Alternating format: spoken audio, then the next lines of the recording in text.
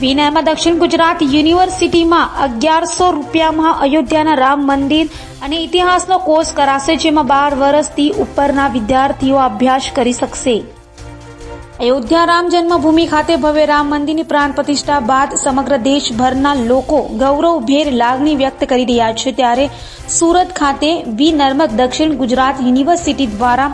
ભગવાન શ્રી રામ અયોધ્યા મંદિર અંગેના કોર્સની શરૂઆત કરવામાં આવી છે।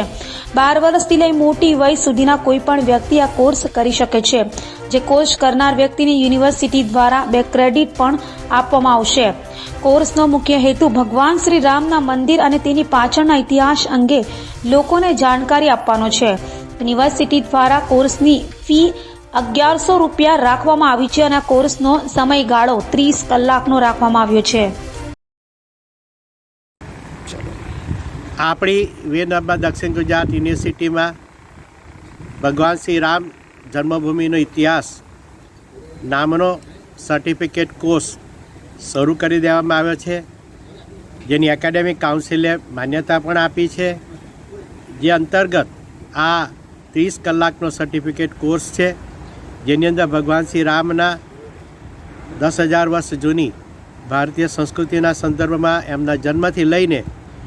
ત્યાર પછી મંદિરની સ્થાપના, એને તોડવું અને ત્યાર પછીના તમામ પ્રકારના જે છે, અને છેલ્લે માન્ય પ્રધાનમંત્રી શ્રી નરેન્દ્રભાઈ મોદી સાહેબના નેતૃત્વમાં